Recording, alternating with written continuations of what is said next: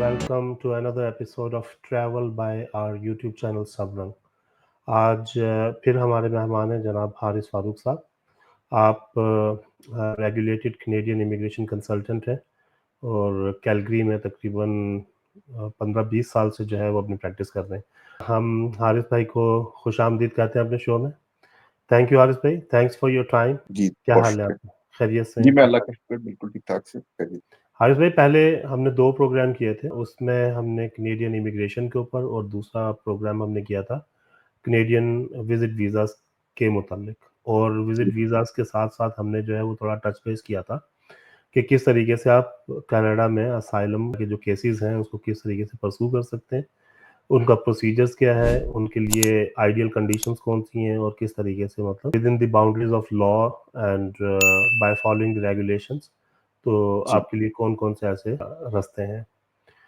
अब जी जो है वो मैंने आपको आज ज़हमत इस वजह से दी है कि आपने देखा होगा कि एक नया बिल आया है, उसमें उसमें तकरीबन कुछ 10 से 12 सेक्शंस हैं उसके। उसमें कुछ एंटी मनी लॉन्ड्रिंग के मुतालिक हैं, कुछ जो है वो कनाडा पोस्ट के मुतालिक है। मतलब हम्म, अगर आप इसको एज़ एन अम्ब्रेला देखें तो ये टोटल जो बिल है इसमें जितने भी 12 सेक्शंस या 13 सेक्शंस हैं, वो जी कैनेडियन बॉर्डर्स को सिक्योर करने के लिए और सेफ करने के लिए बन। जी और इस बिल के कुछ हिस्से जो हैं तकरीबन 3 या 4 हिस्से ऐसे हैं जो डायरेक्टली इमिग्रेशन से, वीज़ा से और इसके अलावा जो है वो इधर जो लोग आकर अपने आप को सेटल करना चाहते हैं ऑन परमानेंट बेसिस, उनके मुतालिक है। यकीनन आप मुझसे बेहतर जानते होंगे उन इस बिल के बारे में, तो अगर कुछ आप थोड़ी-सी रोशनी डालें इस पर तो फिर इसके साथ-साथ जो है ना फिर हम कंटिन्यू करें इस पर। जी इमरान साहब, ये एक काफी बड़ी तब्दीली, नुमाया तब्दीली हम देखेंगे जब ये इस वक्त तो ये एक प्रपोज्ड बिल है। इसको बिल C2 का नाम दिया गया है। इसको C2 इसलिए कहते हैं कि जब से ये नई कार्नी गवर्नमेंट आई है, इसका ये दूसरा बिल है जो कि पेश किया गया था। इस तरह से बिल C5 आपने भी देखा होगा, कनाडा में जो बिग कंस्ट्रक्शन प्रोजेक्ट्स है उनके बारे में, वो पास भी हो चुका।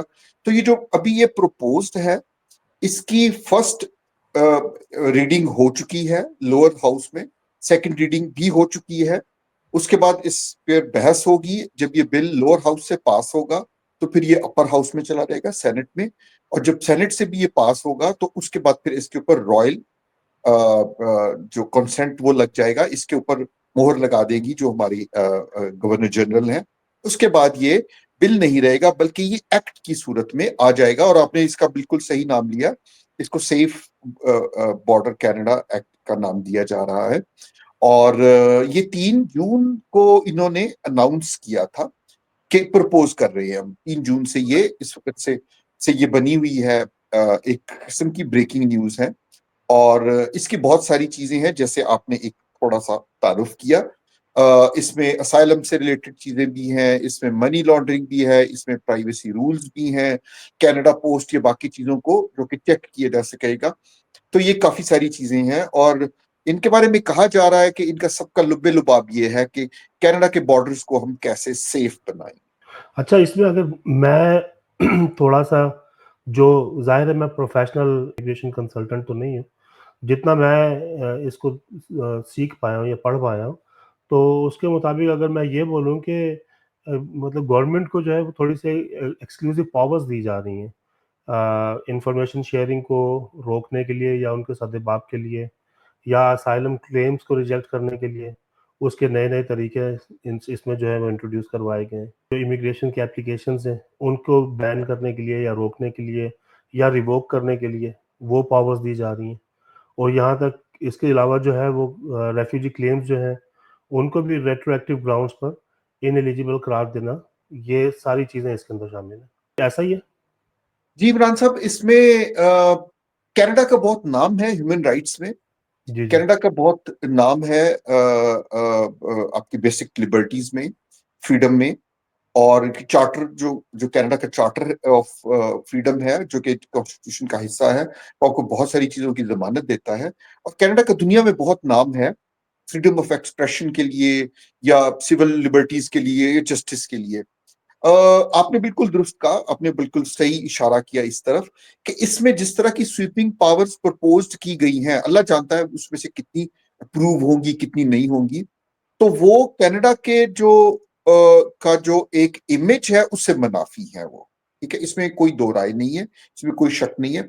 स्वीपिंग पावर्स दी जा रही हैं, कुछ एप्लीकेशन को रेट्रोएक्टिव वो कहेगी थी कि ये इससे इस पीरियड में 3 जून की तरफ उनको इशारा, 3 जून 2025 से लेके अब तक जितने का रिफ्यूजी क्लेम्स डलेंगे उसमें से वो देखेंगे, वो फील करेंगे ये सारे के सारे ठीक नहीं है तो वो उनको कैंसिल भी कर सकेंगे। इस तरह से आपकी बहुत सारी इमिग्रेशन से रिलेटेड डॉक्यूमेंट्स होते हैं, मसलन एक बंदे का विजिटर वीजा लगा हुआ है, एक बंदे को वर्क परमिट मिला हुआ है, लेकिन वो ये फील करेंगे कि जी वो सही बुनियादों पर उनको नहीं दिया गया था, शायद कुछ कानून को तोड़ कर दिया गया, तो वो एक फर्दे वाहिद को, मिनिस्टर को पावर्स दी जाएंगी कि वो बैक जुम्बश कलब उसको रद्द कर सकेगा, रिजेक्ट कर सकेगा, जो कि काफी अफसोसनाक सूरत हाल है, जो कि कनाडा के जैसे मुल्क की जिसमें जहाँ पे बुनियादी इंसानी हकूक और बुनियादी जो है आपकी लिबर्टीज की जमानत दी जाती है, उसमें ये काफी इस पे बहस हो रही है। और जैसा आप हमने शुरू में कहा कि ये प्रपोज्ड बिल है, अभी देखिए ऊंट किस करवट बैठता है, इस बिल में से कितनी शिकें पास होंगी, कितनी शिकें तब्दील होंगी, कितनी शिकें रद्द कर दी जाएंगी, only the time will tell. तो ये let's let's wait and see. Haris भाई, जैसा आप अभी आपने कहा था कि कनाडा का एक अलग स्टेचर है in terms of freedom of expression, freedom of speech, religious बिल्कुल इंडिपेंडेंस जो है उसको लेकर, डेमोक्रेटिक वैल्यूज को लेकर। बिल्कुल। तो अब मैं अगर आपसे पूछूं कि आप क्या समझते हैं कि नेशनल सिक्योरिटी के नाम पर अब ये बिल ठीक है या नहीं? ये बिल जो है वो कनाडा के अपने इमेज को कहाँ तक शैटर कर सकता है, और आप इससे कहाँ तक एग्री होते हैं अभी तक जो जो बिल के अंदर जो चीजें आई हुई हैं? जी जी। इमरान साहब, इस बिल को आप सिर्फ इस बिल तक महदूद ना रखें। जब आप इस बिल को देखें, हम्म। आप look at a bigger bigger picture, look at the picture of north America. बहुत सारी चेंजेस आई हैं। ट्रम्प गवर्नमेंट जब से आई है उसने कनाडा के ऊपर जो उसने पहले टैरिफ लगाए, तो पहले उसने कहा कि जी आपकी तरफ से फेंटेनॉल आती है, आपकी तरफ से इलीगल इमिग्रेंट्स आते हैं, यानी उन्होंने ये कहा कि जी हमारे पास साउथ से इतने नहीं आ रहे। साउथ के से उनका मकसद था मैक्सिको। हिस्टोरिकली मैक्सिको से लाखों की तादाद में अफराद बॉर्डर को जंप करते हैं, आपने वीडियोस देखी होंगी, बहुत जी। से प्रोग्राम्स बन चुके हैं, वो जंप करते हैं और दुनिया भर से आए होते हैं, वो अकेले मैक्सिको से नहीं होते, और हेटी से और अफगानिस्तान से, बहुत से दुनिया के मुल्कों से आते हैं, वो वहां से बॉर्डर जंप करते यूएस में एंटर हो जाते थे। तो फर्स्ट टाइम ऐसा हुआ। इन नटशेल पूरा ग्लोबल साउथ ही होता है उसमें। जी बिल्कुल, वो वहां से क्रॉस करके आते थे। तो ये पहली दफा हुआ कि नॉर्थ से, नॉर्थ में तो कनाडा है, Canada is a safe country, यहाँ पे तो लोग वीजा लेकर ही आएंगे ना। पहली दफा ऐसा हुआ कि कनाडा से लोग, यानी कि दुनिया के दीगर ममालिक से लोग कनाडा आते थे, इसके नरम वीजों का फायदा उठाते हुए। खासतौर पे इंडिया से बहुत से अफराद आए, एजेंट्स ने वहां पर स्टूडेंट्स के और विजिटर बहुत सी दुनिया को भेजा। वो पर्पजली लाए जाते थे यहाँ पर कनाडा में, और उसके बाद उनको कहा जाता था कि आप बॉर्डर क्रॉस करें यूएसए में चले जाए। तो यूएस ये इसको एक रूट बना लिया गया था। तो ये जो जो आपका क्वेश्चन था ना कि इसको आप किस तरफ से देख रहे हैं, तो मैं इसको I am looking at a bigger picture. अब कनाडा का यूएस रिलेशन खराब हुए जब से ट्रम्प गवर्नमेंट आई। उसने पहले इनके ऊपर टैरिफ लगाए, उसके ऊपर उसने कहा कि जी आपके पास इलीगल माइग्रेंट्स आते हैं, और उसको मुतमिन करने के लिए कनेडियन यूएस, क्योंकि इसका सबसे बड़ा ट्रेडिंग पार्टनर है, इसका एलाई भी है, तो उनकी नाराजगी को दूर करने के लिए ये बिल लाया जा रहा है। और ये बिल सिर्फ बॉर्डर के इस तरफ नहीं है, लाइक ये हम कनाडा में ही नहीं ला रहे, यूएस से भी इसी तरह की बहुत सी स्वीपिंग बिल ला रहा है। तो वहां से भी जो रेफ्यूजी क्लेम्स हैं उन लोगों को निकाला जाएगा, जो लोग वहां पे रह रहे हैं उनको उनको वहां से बेदखल किया जाएगा। तो वो नहीं चाहते कि वो वहां से उठे और कनाडा में आ जाए। तो इस बिल का प्रपोज करना उसी की एक कड़ी नजर आता है। इमरान साहब, अगर आप हिस्टोरिकली देखें तो बहुत से अफराद, यूएस का वीजा नर्म होता था, यूएसए हम्म। में आते थे, वहां से कनाडा में आके साइलम डालते थे। आप जी सितंबर 11 में देख लें, सितंबर 11 के जी। बाद 24,000 तो सिर्फ पाकिस्तानी थे जो यूएसए में रह रहे थे। कवानीन इतने नरम थे, बैंक अकाउंट्स खोले हुए थे, उन्होंने विजिटर वीजा पर कारोबार कर रहे थे, लोगों ने प्रॉपर्टियां खरीद रखी थी। लेकिन हम्म। एकदम का कवानीन चेंज हुए, तो वो 24,000 बॉर्डर क्रॉस करके इधर आए थे और उनको उनके रेफ्यूजी क्लेम्स एक्सेप्ट हुए थे। तो तारीखी तौर पर देखें तो कनाडा से वहां पर बॉर्डर पर इतना नहीं जाया जाते थे, वहां से यहाँ पर लोग आते थे, यहाँ पे आके साइलम क्लेम करते थे। लेकिन अभी ये रुझान कुछ उल्ट हुआ, क्योंकि जस्टिन ट्रूडो की जो लिबरल गवर्नमेंट थी, इस लिबरल गवर्नमेंट से पहले जो लिबरल गवर्नमेंट थी कनाडा के अंदर, वो बहुत वेलकमिंग थी। वीजे बहुत बहुत ही नरम शराइत पर विजिटर वीजे बांटे गए, और तीसरी दुनिया के बहुत से ममालिक, मैं नाम नहीं लूंगा उनको, फिर स्टूडेंट वीजे बहुत ज्यादा दिए गए इंडिया से। उसमें कोई आप देखें तो 1.3 मिलियन के करीब, जो कि कनाडा की आबादी का 6% है, इस वक्त कनाडा में मौजूद हैं टेम्परेरी रेजिडेंट वीजास के ऊपर। ठीक है, अब उनका टेम्परेरी स्टेप हम कहते हैं तो वो पीआर नहीं है, सिटीजन नहीं है, या तो वो स्टूडेंट है या वो स्टूडेंट के स्पाउस बनकर आए हैं। लाइक एक बंदा पढ़ने को आया तो वो अपनी बीवी को, या एक लड़की पढ़ने आई तो अपने खामद और बच्चों को भी ले आई। इसी तरह एक आदमी यहाँ पे एलएमआईए पर आया, वर्क परमिट पर आया, तो वो भी अपने बच्चों को ले आया, बीवी को ले आया। तो 1.3 मिलियन यहाँ पर मौजूद हैं कनाडा के अंदर, जिसकी वजह से कनाडा में हाउसिंग शॉर्टेज भी हुई, एम्प्लॉयमेंट के प्रॉब्लम्स भी हुए, और बहुत सारी इस तरह की वजूहात बनी, जिसकी वजह से आपको पता है जस्टिन ट्रूडो की गवर्नमेंट गैर मकबूल हुई। जी, तो जी। ये कवानीन, ये सारे के सारे उसी एक बहुत बड़ी जो जो प्लान है इनका, बिगर पिक्चर, जो इकोनॉमी को ईज आउट करना चाहते हैं ताकि यहाँ से लोग चले जाएं, टेम्परेरी रेजिडेंट वर्क जो है वो लोग यहाँ से चले जाएं, तालीम मुकम्मल करके या वर्क परमिट एक्सपायर हो जाए तो वो यहाँ से चले जाएं, ताकि यहाँ पर हाउसिंग की हालत बेहतर हो और जॉब्स की हालत बेहतर हो, यहाँ के लोगों को जॉब्स मिल सकें। तो ये कुछ इस तरह का सीन है। थैंक यू हारिस भाई। पार्ट 6 इसका जो इंफॉर्मेशन शेयरिंग का है, उसमें जो मिनिस्टर ऑफ इमिग्रेशन और सिटीजनशिप जो है, उनको ये पावर्स दी जा रही हैं जो प्रपोज की गई हैं इस बिल में, जी कि वो सिक्योरिटी के नाम पर स्पेशली पर्सनल डेटा यूज़ कर सकते हैं और उसी पर्सनल डेटा को दूसरे फेडरल जो डिपार्टमेंट्स हैं या प्रोविंशियल डिपार्टमेंट्स हैं उनके साथ भी शेयर कर सकते हैं, और for the sake of national security. अच्छा, पहले तो मैं ये पूछना चाहता हूँ कि पहले क्या ये इन्फॉर्मेशन शेयरिंग नहीं थी या इस तरह का कोई पैक्ट नहीं था दरमियान में? जब कोई आते नहीं। थे और क्या वो सिर्फ़ और सिर्फ़ उधर ही रहते थे? मेरा एक बार थोड़ा-सा सवाल 2-3 इकट्ठे ही ले लीजिए। और दूसरा ये था कि अब जब ये शेयर कर रहे हैं, तो इसमें कोई लिमिटेशन होगी या किस तरीके से होगा? या मतलब ये तो एक किस्म का जो भी इमिग्रेंट्स हैं या जिस तरह को भी जिसने जो केस डाला हुआ है, उनकी इन्फॉर्मेशन को जो है वो अ, थोड़ा-सा आप ये समझ लें कि अनसेफ कर रहे हैं, और इसमें डेटा ब्रीच का प्रॉब्लम आ सकते हैं। जी, इमरान साहब, कनाडा को के जो प्राइवेसी लॉज हैं वो बहुत सख्त हैं, हुँ, हुँ। और आपकी आपकी प्राइवेसी का बहुत ज्यादा एहतराम किया जाता है। इवन पुलिस भी एक हद तक आपकी इंफॉर्मेशन नहीं कलेक्ट कर सकती जब तक आपके अगेंस्ट कोई चार्जेस ना हो। इसी तरह से ना आपके फोन टेप टेप किए जा सकते, ना आपकी ईमेल चेक की जा सकती है।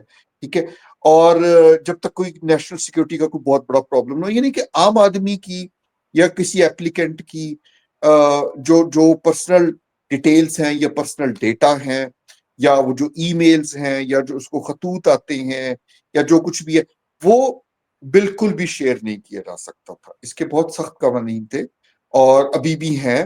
लेकिन ये प्रपोज इसलिए किया जा रहा है क्योंकि गवर्नमेंट के जहन में ये है कि इससे कुछ ट्रांजैक्शंस ऐसी होती हैं या कुछ अफराद यहाँ पर आते हैं जो कि यहाँ पे कोई इलीगल एक्टिविटीज करना चाहते हैं, जो कि या आप समझ लें कि फेक किस्म के रेफ्यूजी क्लेम दाखिल करना चाहते हैं या ब्लैक मनी ट्रांसफर करते हैं, और इन इन बहुत सारे जराइम जो कि गवर्नमेंट फील करती है करते हैं। और उसमें गवर्नमेंट फील करती है कि गवर्नमेंट के पास फ्री हैंड नहीं है उनको पकड़ने का, प्राइवेसी लॉज उसमें रुकावट बन रहे हैं, तो उनको बाईपास किया जाएगा। और मैं नहीं समझता कि ये आसानी से ये कवानीन जो है वो सेनेट या लोअर हाउस इसको अप्रूव कर लेगा, क्योंकि इसमें जो बुनियादी आपकी प्राइवेसी है या जो बुनियादी आपकी आजादियां हैं, वो आपके हकूक सल्ब होंगे। तो ये सारा, ये वाकई बहुत स्वीपिंग पावर्स है। और मिनिस्टर ये इंफॉर्मेशन शेयरिंग इसलिए चाह रहे हैं कि उनके पास जो लोग ब्लैक मार्केटिंग करें या जो लोग फेक रेफ्यूजी क्लेम लेके आए या जिस तरह से एलएमआईए को बेचने खरीदने का धंधा है, तो इस तरह की जो और जो ट्रांजैक्शंस ड्रग्स के लिए रिलेटेड होती हैं, तो उन तमाम को वो सोचते हैं कि हम बहुत जल्दी से उनको हम जो है ना वो कैच कर सकेंगे और वो प्राइवेसी लॉज के का सहारा नहीं ले सकेंगे, छुप नहीं सकेंगी। तो कुछ इस तरह का प्लान नजर आता है गवर्नमेंट का। अच्छा, दूसरा इसका पार्ट नंबर 7 जो है, उसके अंदर इन्होंने कुछ चेंजेस प्रपोज़ किए असाइलम सिस्टम के अंदर, और उसमें असाइलम क्लेम्स के जो प्रोसीजर हैं, उनमें काफ़ी बड़ी जो है उन्होंने चेंजेस सजेस्ट हुई हैं, जैसे कि मैंने पहले ही बताया था। जी। और उसमें for example designated countries of origin का को फिनिश कर देना। कुछ क्लेम्स को अबैंडन या विथड्रॉ करने की इजाज़त उसमें प्रपोज़ की गई है। और इसके अलावा मैंडेटरी रिप्रेजेंटेशन का जो इम्प्लीमेंटेशन है, इसको ये कर देना।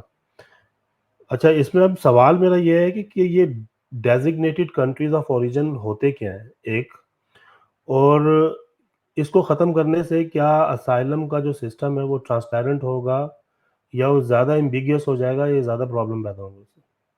जी, इसमें इसमें कोई ट्रांसपेरेंट तो नहीं होगा, इसमें कोई शक नहीं है, और इसमें एम्बिग्विटी क्रिएट होगी। इसमें होगा ये कि डिजिग्नेटेड कंट्रीज लाइक कुछ कंट्रीज को उन्होंने स्पेसिफाई किया है कि जहाँ पे कोई पॉलिटिकल प्रॉब्लम्स इस तरह की हैं कि जिसकी वजह से वो वहाँ पे लोगों को जो है ना वो बहुत दुश्वारी है, कुछ वॉर है, तो वो उनको ये तरजीह दी जाती थी, तो वो एक किस्म की तरजीह खत्म हो जाएगी। जहां दूसरा इमरान साहब आपने एक इसमें लिखा तरजीह था।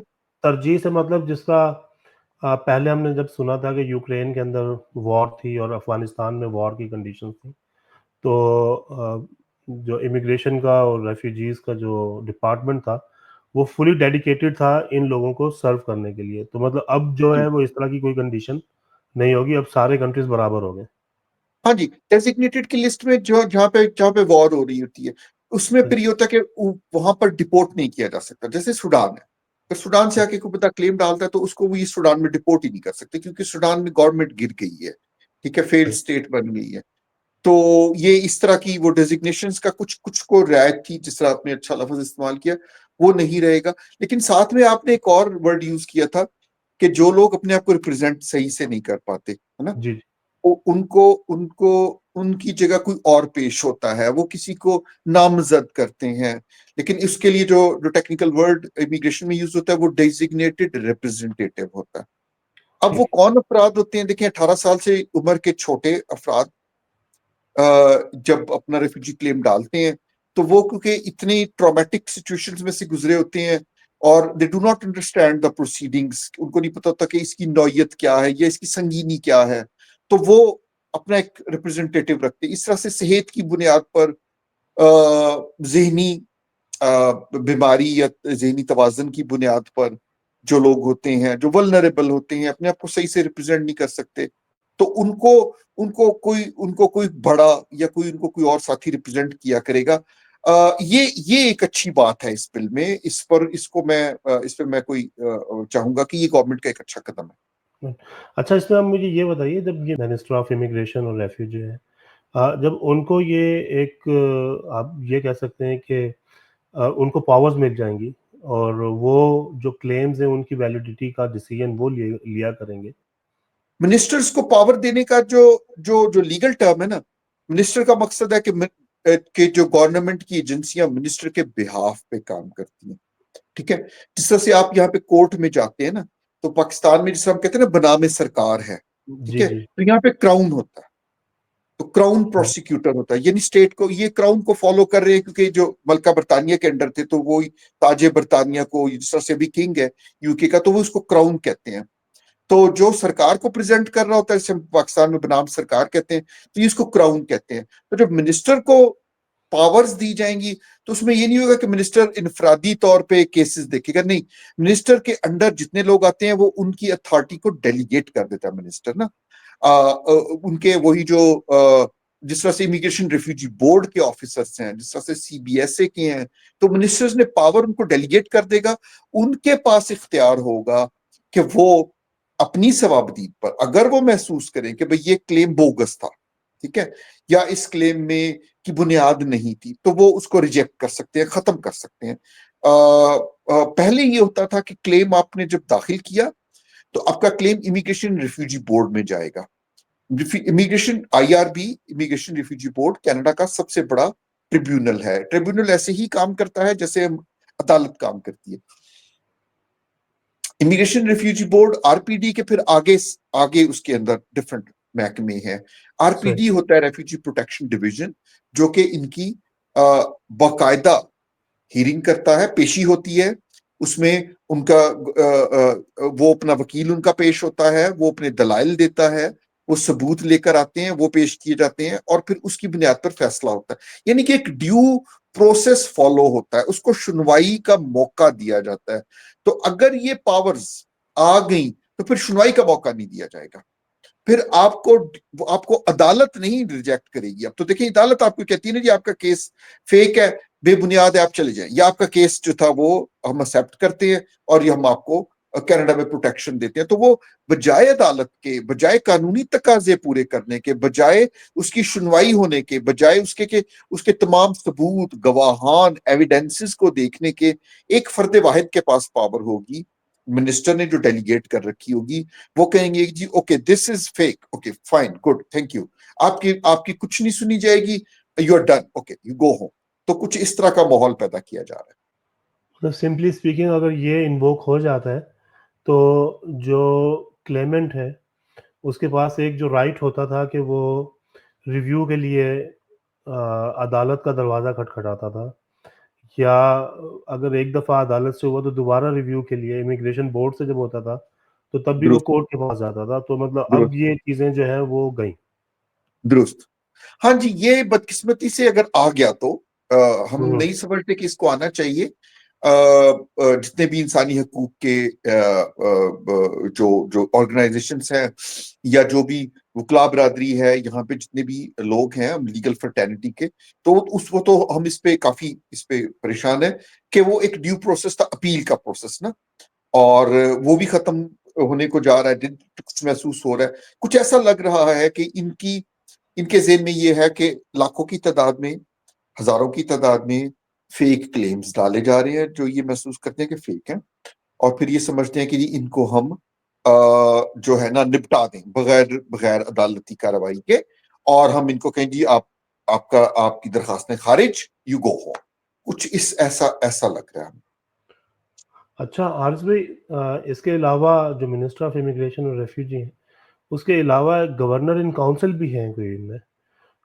उन्हें भी कुछ इसी तरह की पावर्स दी गई हैं कि वो भी पैरेलल चलते हुए मिनिस्टर के, वो भी इसके अंदर जो है वो अपने डिसीजन ले सकते हैं और वो भी हाँ इंटरफेयर कर सकते हैं जिसको चाहें। तो ये ज़रा हाँ बताइएगा? हाँ, ये देखिए हुकूमती मशीनरी का सारा हिस्सा होते हैं ना, तो फिर उनको एक पॉलिसी दे दी जाएगी, उनको एक सवाबदीद दे दी जाएगी, पावर्स दे दी जाएंगी, और मिनिस्टर जब उनको पावर डेलीगेट करेंगे तो बिल्कुल आपने दुरुस्त कहा, इस तरह से बहुत से ओहदे होंगे गवर्नमेंट के, ताकि केसेस को निपटाया जा सके, जल्दी उनको डिस्पोज ऑफ किया जा सके। अच्छा। अच्छा तो ये जो स्टेप्स हैं, अगेन मैं मेरे ख़्याल में ये सवाल मैंने पहले ही पूछा है आपसे कि कनाडा का जो एक इमेज था as a welcoming welcoming nation, उसकी तो साख को बड़ी बुरी तरीके से ये मजरूह करेंगे मुझे लगता है। जी बिल्कुल, उसकी साख को मजरूह करेंगे। कुछ इनके इनकी सियासी मजबूरियां भी हैं, कुछ इनकी गलतियां भी हैं। सियासी मजबूरियां अगर आप कहें तो वो फिर यूएस के साथ इनको उसकी लाइन को फॉलो करना पड़ेगा, क्योंकि यूएस कनाडा में जो देखें, यूएस का एक 60-70% ट्रेड कनाडा की होती यूएस के साथ है। तो दुनिया का सबसे बड़ा जो तवील बॉर्डर है, 24,000 के कितने किलोमीटर तवील है, जिसको जो कि अनमैन्ड है, जिसपे कोई फौज या कोई वो रेंजर नहीं बैठी होती, बस वो बॉर्डर है, कोई वॉच नहीं होता, तो वो अमेरिका और कनाडा के बीच में है। फ्री ट्रेड होती है, दुनिया एक दिन में कई अरब डॉलर का सामान उधर से इधर जाता है, अफराद जाते हैं। तो एक कंट्री जब अपनी पॉलिसी चेंज करेगा, जो कि USA obviously world's most powerful country है, और अगर अगर उसकी हुकूमत जो है, जो ट्रंप गवर्नमेंट है, अगर वो चाह रही है, वो इनको दबाव दे रही है, तो इनको वो इनकी मजबूरी है, इनको वो उस पे उसकी अपनी पॉलिसी को यूएसए की पॉलिसी के साथ अलाइन करना होगा। ये तो होगी मजबूरी वाली बात। जहां तक मैंने एक लफ्ज इस्तेमाल किया कि इनकी अपनी गलतियां भी हैं, तो वो इनकी गलतियां ये हैं, हिस्टोरिकली आप देखें इमिग्रेशन के जो लेवल्स होते थे कनाडा में, वो सस्टेनेबल होते थे।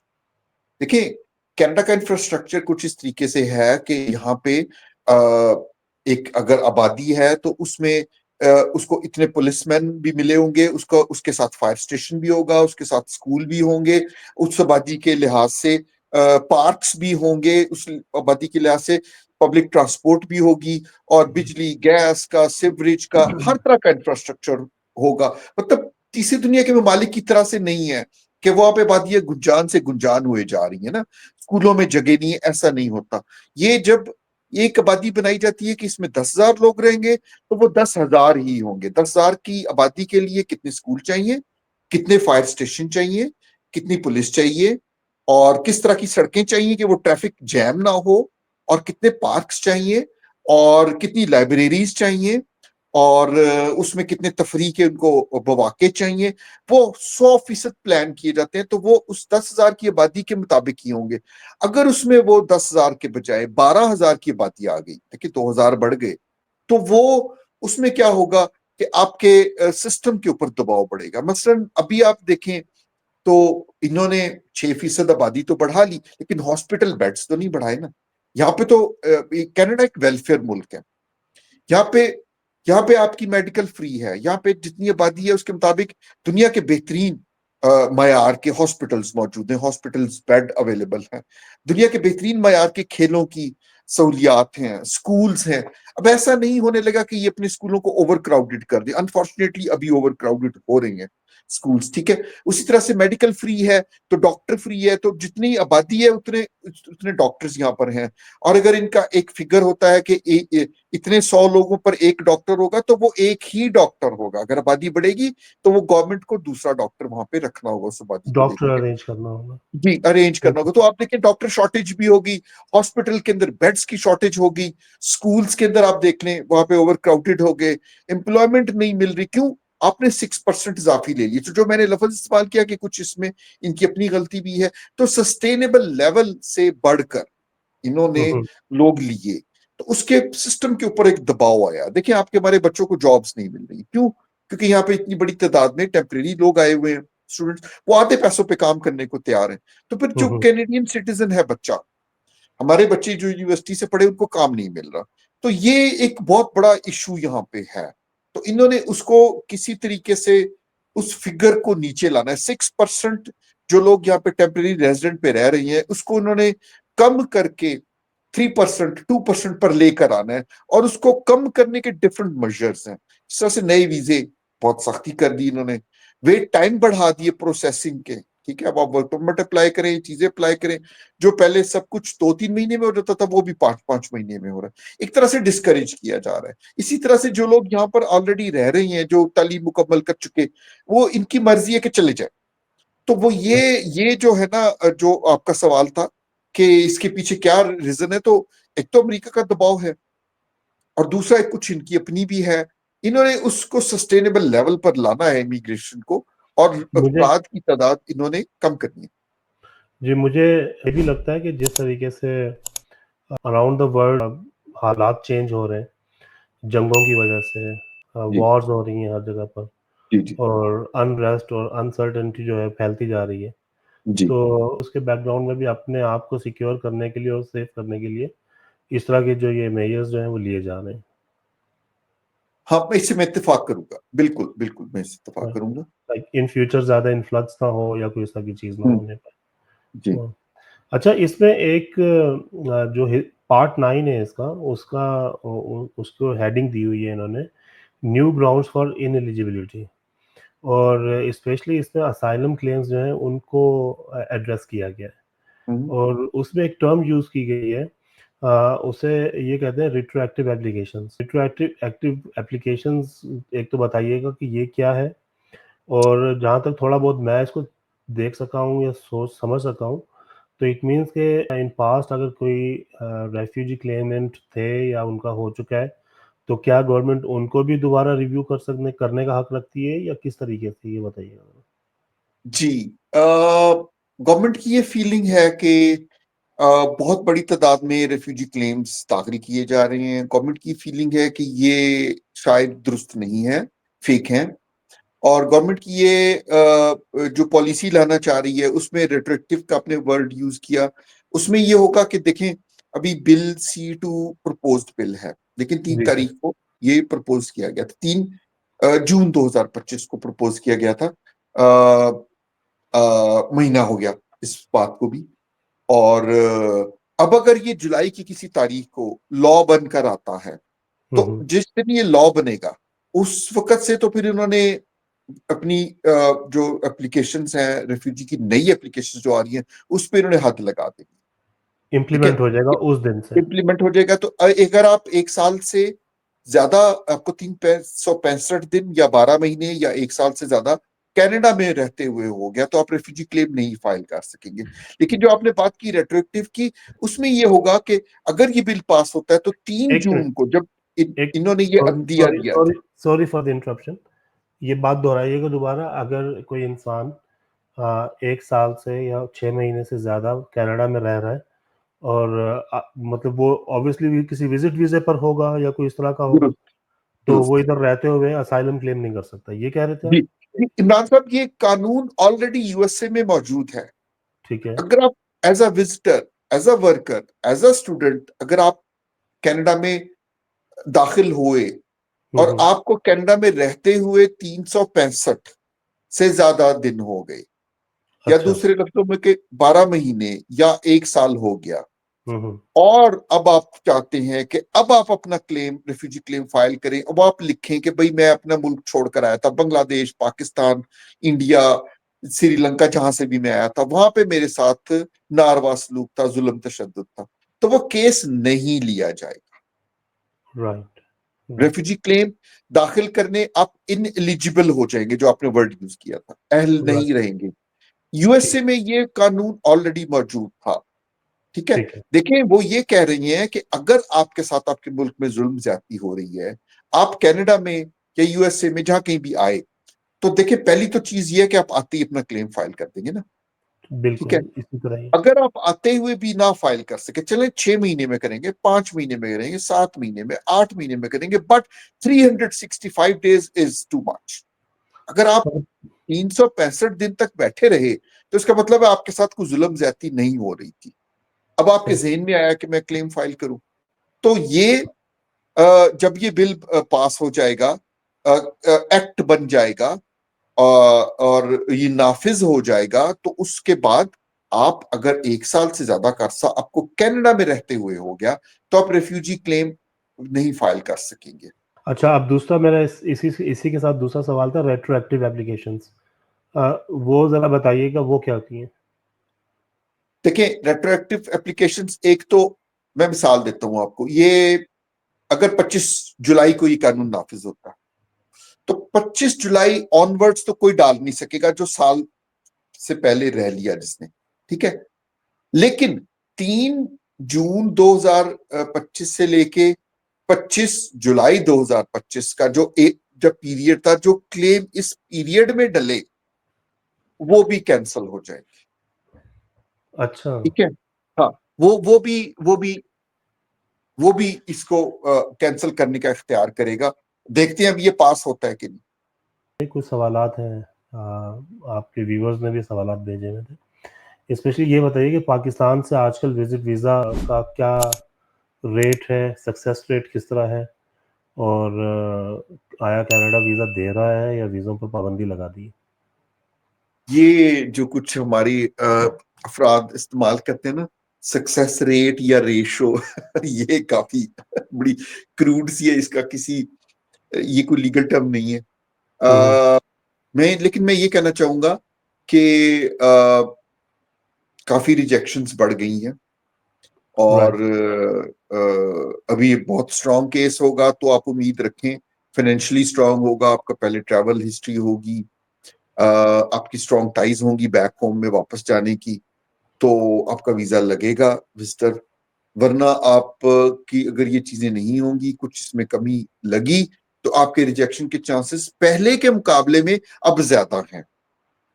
राइट। और ये सेम रूल जो है स्टूडेंट्स वीज़ा पर भी लागू हो रहा है? स्टूडेंट्स वीजा पर भी सख्ती, देखिए स्टूडेंट वीजा में काफी हद तक चीजें क्राइटेरिया बेस्ड होती हैं। आपका अगर बहुत ही स्ट्रांग है आइल्स का रिजल्ट 7.5 है, 8 है, आपका एकेडमिक रिकॉर्ड बहुत स्ट्रांग है, आपको कनाडा की अच्छी यूनिवर्सिटी में एडमिशन मिल गया है, आपकी प्रीवियस कोई रिजेक्शंस नहीं है, तो आप एक लेजिटिमेट केस है, आपको जरूर अप्लाई करना चाहिए स्टूडेंट वीजा के लिए, और उसमें मैं समझता हूँ आपके चांसेस होंगे। लेकिन अगर आप समझते हैं कि आपका केस कमजोर है, आपकी आइल्स का स्कोर अच्छा नहीं है, या आपको आपका एकेडमिक रिकॉर्ड को इतना अच्छा नहीं था, या आपका स्टडी में कोई गैप इस तरह का आ रहा है जो कि रीजनेबल नहीं है, तो मेरे ख्याल में it's not the best time, और उसमें रिजेक्शन के चांसेस जैसे आपने बताया वो ज्यादा है। अच्छा, दूसरा ये था कि being a designated immigration consultant, आप स्टूडेंट्स को, जो प्रोस्पेक्टिव स्टूडेंट्स हैं from back home in Pakistan और इन इंडिया, बांग्लादेश और एनी कंट्री, तो how would you be able to help them out in getting an admission in any university, or in the university of their choice? देखें इसमें हम लोग क्योंकि Canada में रहते हैं और हमारे अपने बच्चे भी यूनिवर्सिटियों में पढ़ते हैं, मैं भी कनाडा की यूनिवर्सिटी में पढ़ा हूँ, तो हमारा एक ना हमारा नॉलेज का या हमारा एक व्यू का लेवल अलहदा होता है, बजाय उसके कि जो कि गैर ममालिक में बैठे हैं और उन्होंने यहाँ से अप्लाई करना है। तो सबसे पहले तो ये होगा कि हम आपके लिए रेलिवेंट प्रोग्राम ढूंढें, ठीक है, हम आपका एडमिशन ऐसे प्रोग्राम में कराएं जिसकी कोई रेलिवेंसी हो, आपने जो पीछे पढ़ रखा है उससे रेलिवेंट हो, फिर उसके आगे जॉब के चांसेस अच्छे हैं, और हम ये प्रूव कर सके कि इसकी बुनियाद पर जो है ना आप एक लेजिटिमेट स्टूडेंट है, आप तालीम मुकम्मल करके जाना चाहते हैं और आप यहाँ पढ़ने ही की गर्ज से आ रहे हैं। तो इन तमाम रिक्वायरमेंट्स को हम देखकर और मौजूदा वीजा के रुझानात को देखकर हम बेहतर पिक्चर में है, क्योंकि हम कनाडा में मौजूद हैं। आपका अच्छी जगह एडमिशन कराएं, आपका एक स्ट्रॉन्ग केस प्रेजेंट करें, और जिसमें कि आपके वीजा लगने के चांसेस ज्यादा। अच्छा, दूसरा ये बताइए कि पाकिस्तान से और इंडिया से अब LMIAs वगैरह जो हैं वो मिलते हैं, और दूसरा LMIA, ये किस चीज़ का एब्रीविएट है और ये किस लिए यूज़ होता है? इस वीज़ा कैटेगरी को ज़रा एक्सप्लेन कर दीजिए। LMIA जो है ना वो एब्रीविएशन है लेबर मार्केट इम्पैक्ट असेसमेंट, कि गवर्नमेंट ऑफ कनाडा की एक स्कीम है, फेडरल गवर्नमेंट की, कि जिसकी बुनियाद पर अगर आपका कोई बिजनेस है और आपको अगर वर्कर नहीं मिल रहा, उस पैसे पे नहीं मिल रहा या उस स्किल लेवल का नहीं मिल रहा, और लेबर शॉर्टेज है, तो आप वो वर्कर बाहर से मंगवा सकते हैं आर्जी तौर पर, 2 साल के लिए, 3 साल के लिए, 1 साल के लिए कॉन्ट्रैक्ट करके आएगा वो बंदा काम करके, और उसके बाद चला जाएगा। जिस तरह से आप गल्फ कंट्रीज में अकामा होता है, आपने उन्हीं के साथ काम करना है जो आपको यहाँ पर काम के लिए लेकर आए। अब रही आपकी सवाल के चांसेस क्या हैं, तो पाकिस्तान से बहुत ज्यादा रिजेक्शन हो रही हैं, इंडिया से फिर बहुत कम तादाद में अप्रूवल्स आई हैं, अदरवाइज वहां से भी बहुत ज्यादा रिजेक्शन हो रही है। उसकी रीजन ये कि यहाँ पे कनाडा में खुद बेरोजगारी का लेवल बहुत बढ़ गया है। तो जब आप उनको कहते हैं कि भी हमने वर्कर बाहर से लाना, तो वो आपको कहते हैं भाई यहाँ पे इतने बेरोजगार लोग हैं, आप उनको क्यों नहीं मौका देते, आपको उनको चांस देना चाहिए, तो उस बुनियाद पर वो फिर वीजे नहीं दे रहे हो। सर, ऐसी कौन सी पर्टिकुलर फील्ड्स हैं जिसमें आजकल स्पेशली पाकिस्तान से LMIAs मिल रहे हैं?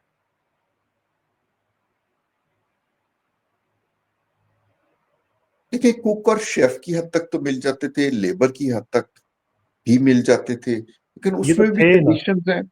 तो ये तो मैं थे समझता हूँ जी। ये तो थे ना, अब तो मेरे ख्याल में ये भी नहीं मिल रहा है। नहीं, अब ये भी नहीं है मेरे ख्याल में, जी। अभी अभी आपको पैसे नहीं जाया करने चाहिए LMIA पर, अब वेट करें, इकोनॉमी बेहतर हो यहाँ पर तो फिर शायद ये दोबारा आने का मौका देंगे। तो अभी अभी अभी ये कोई अच्छा वक्त नहीं अप्लाई करने का। इवन दो लाइक एक एप्लीकेंट लेजिट हो, और उसके ग्राउंड्स भी हों, लीगल ग्राउंड्स भी बनते हों, और उसकी एप्लीकेशन अगर वो असाइलम के लिए डालता है तो वो भी मेरिट्स पर आ रही हो कि उससे रिलीजियसली या पॉलिटिकल व्यू पॉइंट के ऊपर या कोई इस तरह की जी थ्रेट ऑफ लाइफ है। तो जी जी। आज कल के हालात से, और कीपिंग इन माइंड कि ये जो बिल है इज बिकमिंग अ लॉ, तो क्या वो भी मुश्किल हो जाएगा, या वो उसके लिए अप्लाई कर सकता है, किस तरह अप्लाई कर सकता है, और उसका क्या बनेगा? देखें, अगर आप कनाडा के अंदर हैं, आप विजिटर वीजास पर आए हैं, या आप स्टडी वीजा पर आई हैं, या आप एलएमआईए पर आए हैं और यहाँ पे रह रही हैं, और आपको 1 साल का अरसा नहीं हुआ यहाँ पे रहते हुए, आप अब ये भी आए हैं, तो क्यों नहीं आप अपना केस फाइल कर सकते हैं। और उस पर तो कोई असर नहीं पड़ेगा, क्योंकि वो तो उसने तो हियरिंग में जाना है, ड्यू कोर्स ऑफ लॉ को फॉलो होना है, और कोर्ट ने डिसाइड करना है कि आपका केस मेरिट पर है या नहीं। तो मैं समझता हूँ अभी भी हम केस ले रहे हैं, हमारे पास आ रहे हैं लोग, हम उनका फाइल कर रहे हैं, बिल्कुल चल रहे हैं। अगर कोई इंडिविजुअल पाकिस्तान में है या इंडिया में है, चलो हम पाकिस्तान की बात कर लेते हैं इन पर्टिकुलर, पाकिस्तान में है और वो अफोर्ड नहीं कर पा रहा है कि वो इधर किसी भी तरीके से पाकिस्तान को छोड़ सके, और थोड़ा सा इनकेस्ड हो गया पाकिस्तान में वो, तो उधर रहते हुए वो किस तरीके से अपना कुछ केस अगर उसने डालना हो तो किस तरह डाल सकता है? कोई तरीका नहीं, अनफॉर्चुनेटली वेट करना चाहिए।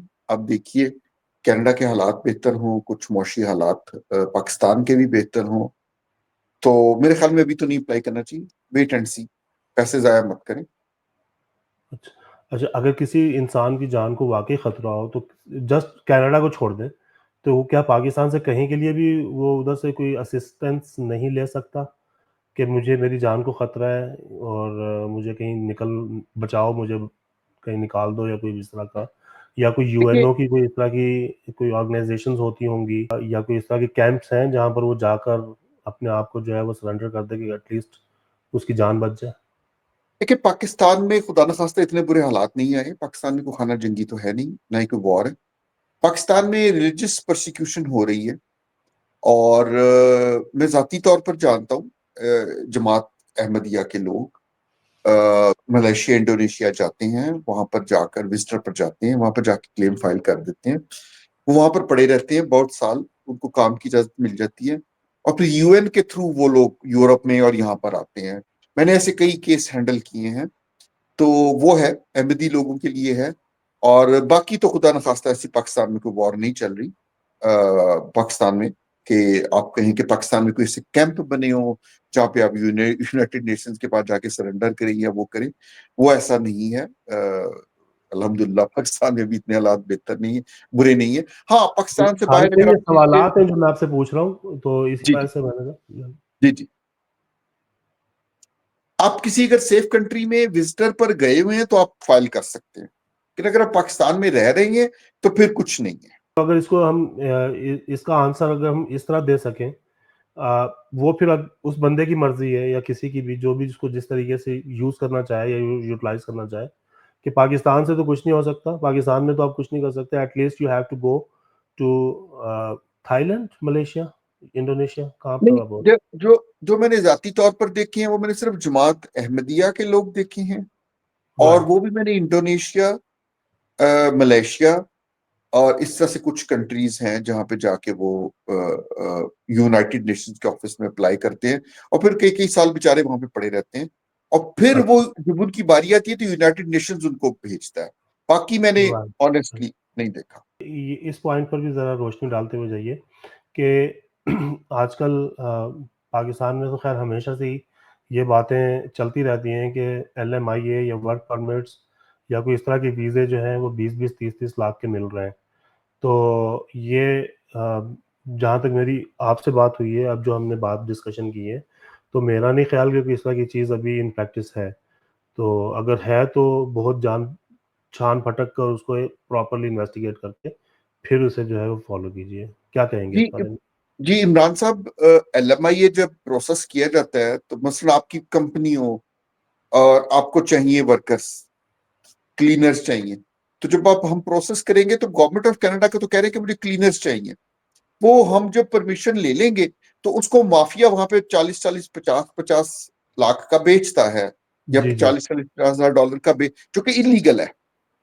जी, मैं दूसरा मैं ये आपसे, इसमें यही जी, ऐड करना चाह रहा हूँ कि ये क्लीनर्स की जॉब हो गई या फार्म वर्कर्स की जॉब हो गई, ये कोई इतनी ज़्यादा हाइली स्किल्ड जॉब तो नहीं है। नहीं ना, ये हाईली स्किल जॉब्स भी नहीं है, और प्लीज किसी को पैसे मत दें, ये बराए राइट, फरोख्त नहीं, ये जॉब्स, ये माफिया इसको बेचता है। राइट। हाँ और इट हाँ, मीन्स ऐसी जॉब्स का कोई कोई इनकी प्रेजेंस नहीं है, ये ऐसे ही लोग बनाकर ही एक कहानी बना रहे होते हैं।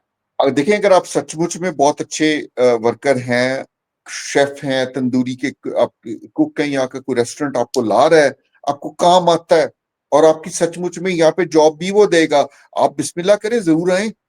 पैसे क्यों देंगे आप उसको? आप तो काम करके कमाएंगे ना। अगर राइट, आपसे पैसे मांगे जा रहे हैं तो वो इलीगल है, आप उसकी रिपोर्ट कर सकते हैं। ये जॉब्स बराए फरोख्त नहीं है, ये राइट, माफिया है जो बेचता है, ट्रैप करता है लोगों को।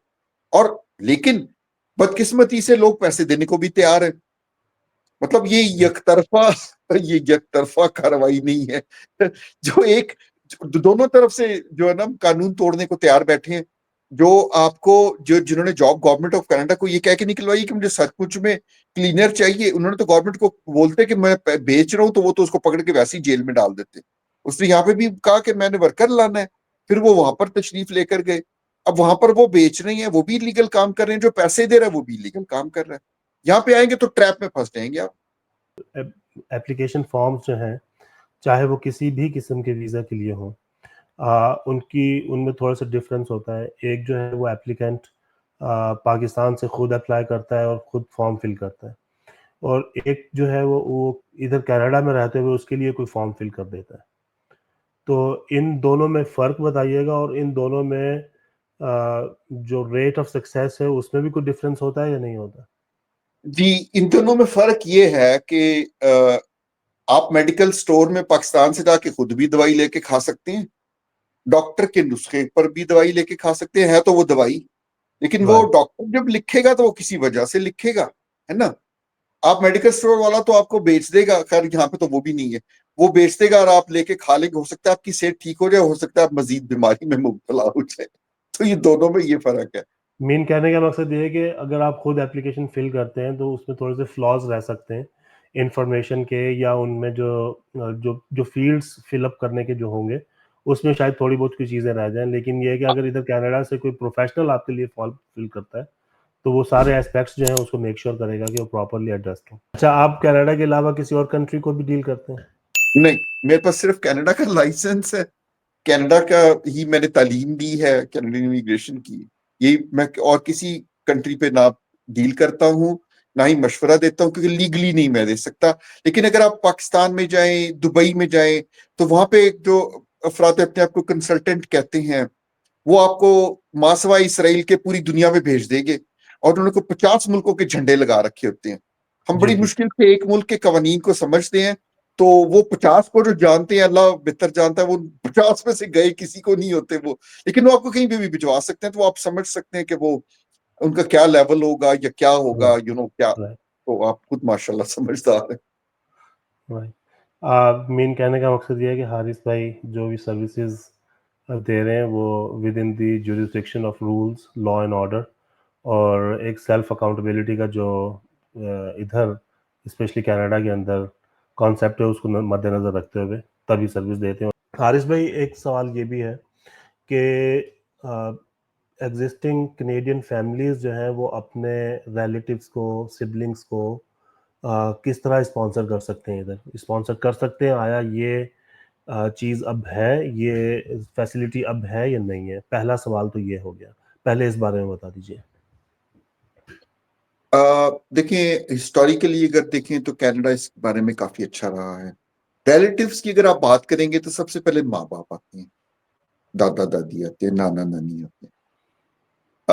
सुपर वीजा था इनका इनका बल्कि अभी भी है, पेरेंट्स एंड ग्रैंड पेरेंट्स का।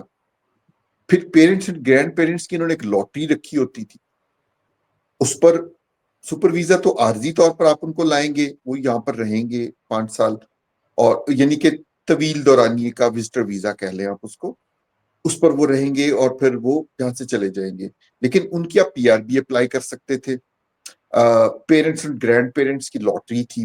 मेरी अपनी वालदा साहिबा उसी पर आई हैं, परमानेंटली आई हैं और माशाल्लाह सिटीजन भी हो गई हैं।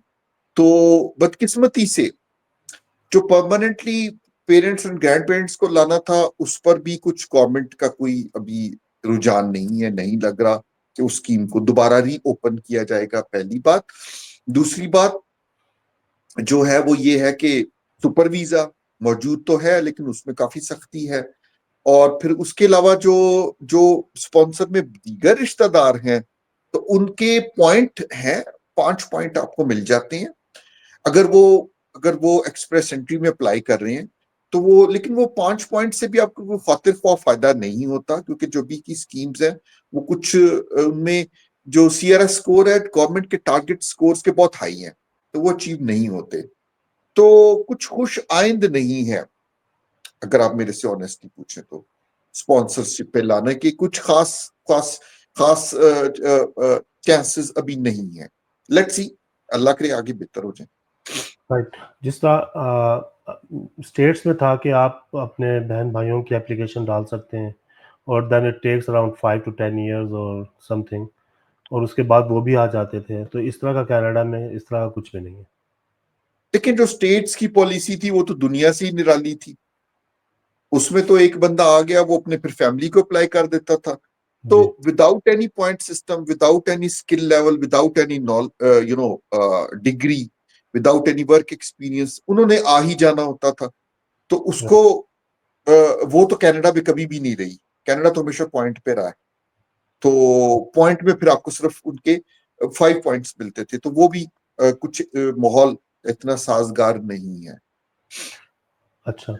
कुछ कुछ कैनेडियन टेरिटरीज थी जहाँ पर लोग जाते थे और एक सर्टेन पीरियड ऑफ टाइम वो उधर रहने के बाद अपनी फैमिली मेम्बर्स को, अपने सिबलिंग्स को या किसी को उधर स्पॉन्सर कर लेते थे या उन्हें बुला लेते थे। तो क्या ये अब भी कहीं किसी कैनेडियन प्रोविंस में या टेरिटरी में है या नहीं है? देखिए नान साहब, जो जो मैंने आपको बताया ना कि अगर वो PR अप्लाई करें तो 5 पॉइंट्स आपको मिलते हैं, वो तो है ही है। जहां तक आपका ये कहना कि कुछ टेरिटरीज ने खसूसन कहा था, तो वो सास्काचेवान का था और बहुत पुरानी स्कीम है। उसको तो खत्म हुए को भी बहुत अरसा हो गया। अभी ऐसी कुछ स्कीम नहीं है, कुछ ऐसी टेरिटरी नहीं है जो कि आपके रिश्तेदारों को लाने में आपको 5 पॉइंट्स के अलावा कुछ तरजीह दे, ऐसी नहीं है। राइट। मैनिटोबा, विनीपेग वगैरह में कुछ भी नहीं है? नहीं, ऐसा कुछ नहीं है। जी हर्ष भाई, बस ये इसके बाद सवालात का सिलसिला आप बंद करते हैं। आपसे बहुत ज़्यादा मैंने इन्फॉर्मेशन एक्सट्रैक्ट की है कोई अपने मसला नहीं। व्यूअर्स के लिए, और जी, उम्मीद है कि उन्हें पसंद आएंगी बातें हमारी भी, चलो और ये इन्फॉर्मेशन भी। इंशाल्लाह। काफ़ी कैजुअल और फ्रेंडली माहौल में जो है हमने बातें की जी, हैं, और उसमें कोशिश की है कि इन्फॉर्मेशन किसी तरीके से पास ऑन हो सके। अगेन व्यूअर्स, आप देखिए, और अ, हारिस फारूक भाई का, उनके बिजनेस का एड्रेस, उनका नंबर, उनकी ईमेल एड्रेस वगैरह जो है वो मैं डिस्क्रिप्शन में डाल दूंगा। अगर आप उन्हें डायरेक्टली कांटेक्ट करना चाहते हैं तो वो भी आप कर सकते हैं, और इनकी वेबसाइट और इनके बिजनेस का नाम भी उधर होगा, तो उधर से भी आप इनको कर सकते हैं। और वैसे अगर इनडायरेक्टली करना चाहें तो इधर भी आप कमेंट्स में अपना नाम या कोई इस तरह की चीज़ बता सकते हैं, जिसकी बेसिस के ऊपर आपको जो है कांटेक्ट बैक कर लिया जाए। थैंक यू हर्ष भाई, बहुत शुक्रिया बहुत अगेन बात शुक्रिया। करने का। ख्याल रखिए। अल्लाह हाफिज। Thank you.